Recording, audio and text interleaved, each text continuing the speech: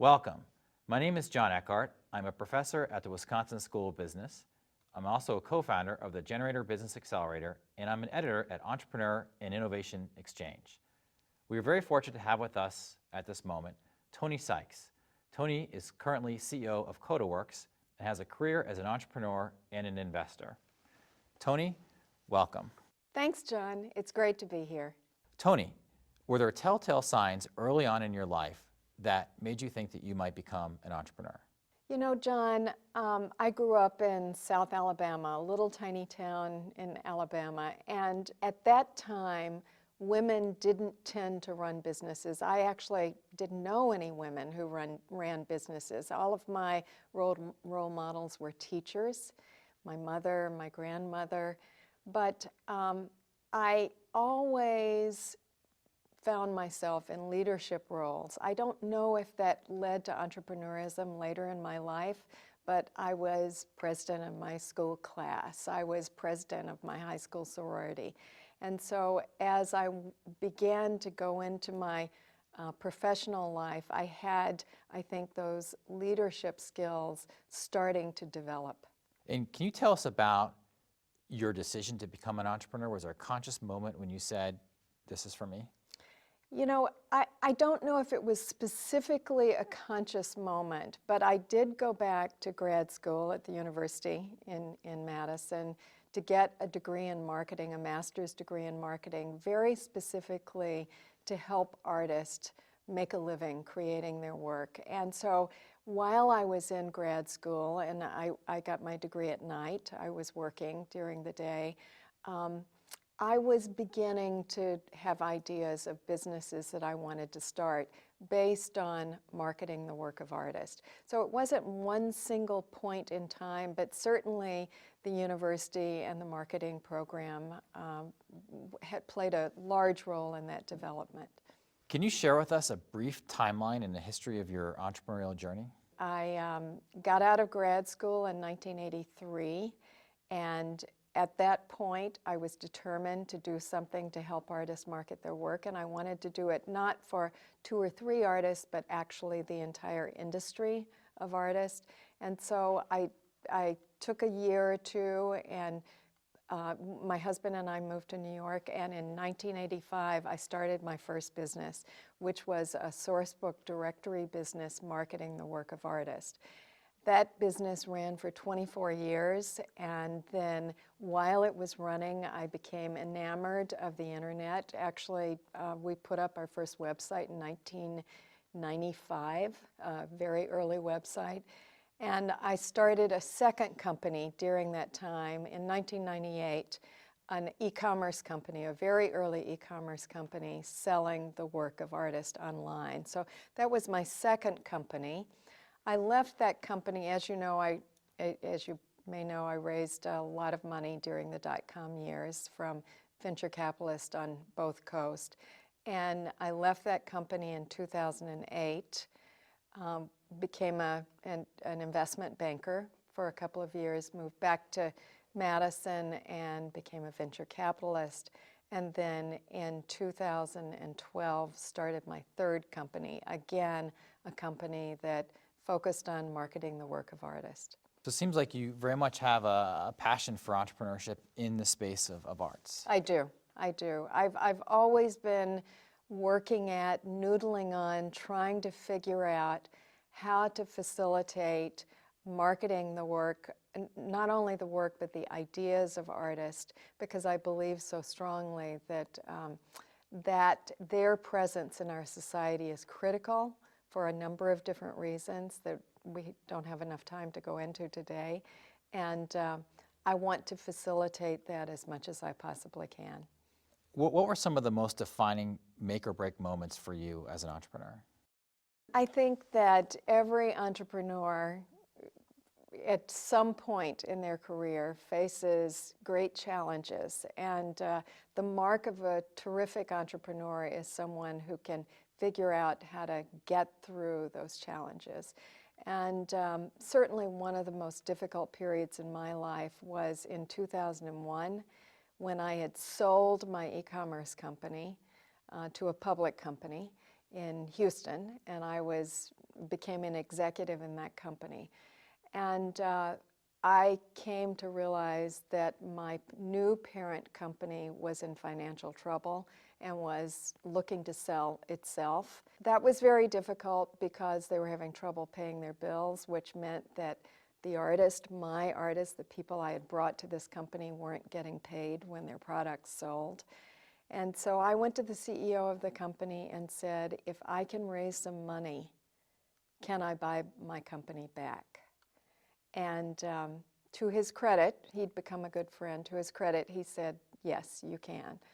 So I spent the summer of 2001 trying to raise money during one of the most difficult times in the internet history of raising money. If you had .com after your name, people went screaming in the other direction. So I did convince some investors. I raised $1.2 million.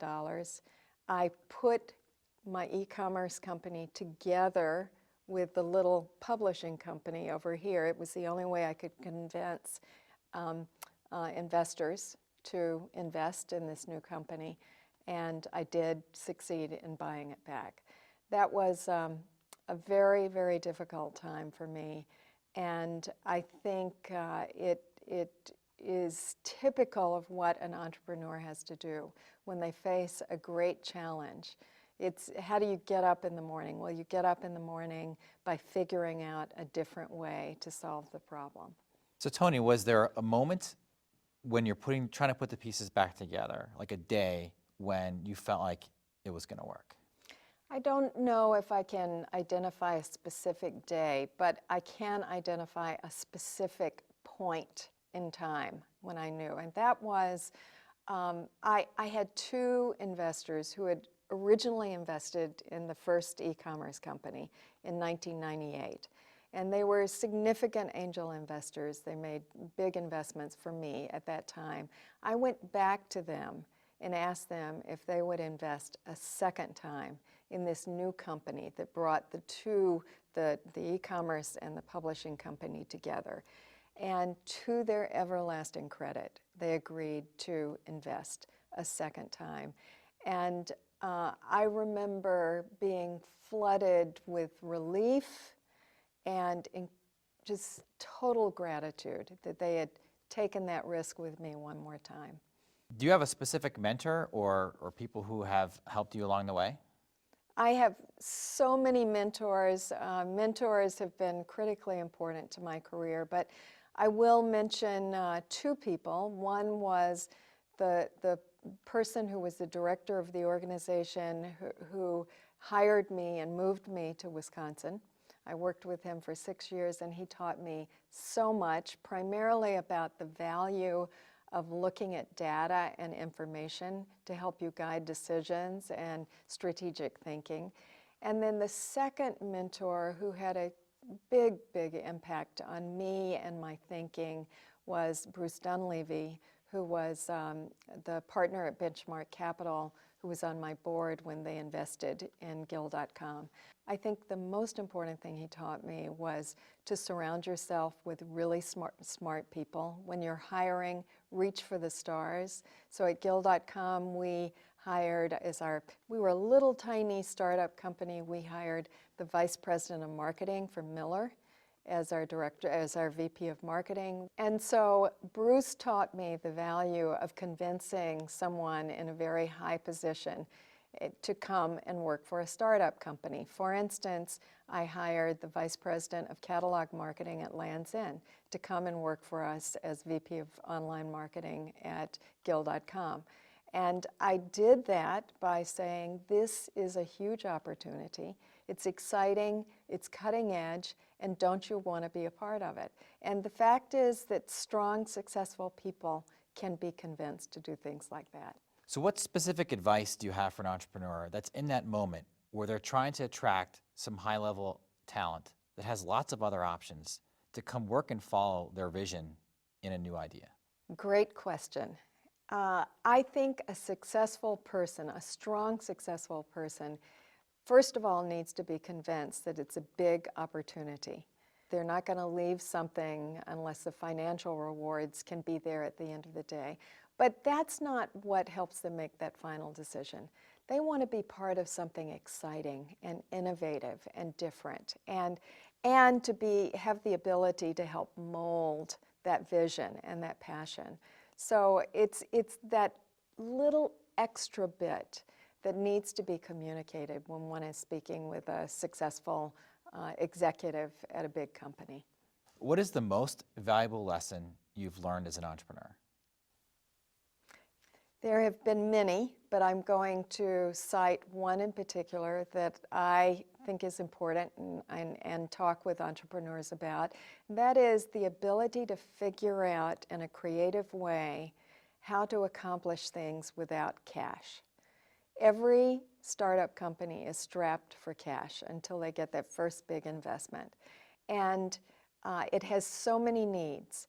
And there are multiple ways to fill those needs without actually handing over cash.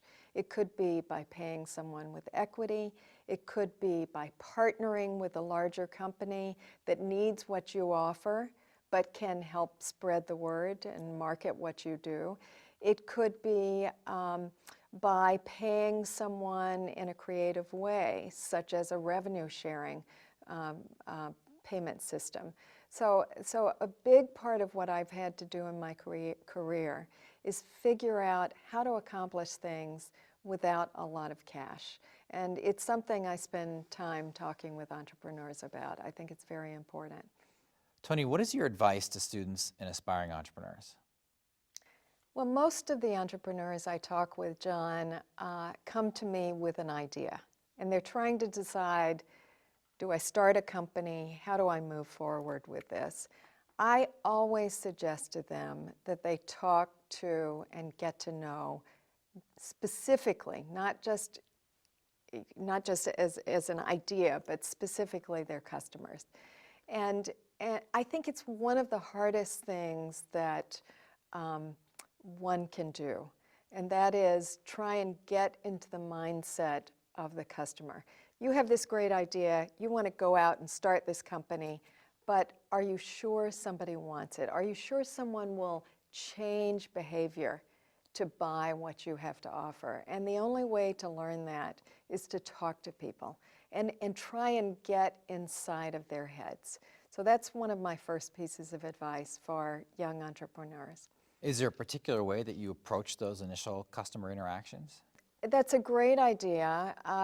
Of course, being a market research person, you can always do surveys, but I think one-on-one talking is the single most important thing. And it's what people fail to do over and over again. Just get somebody on the phone.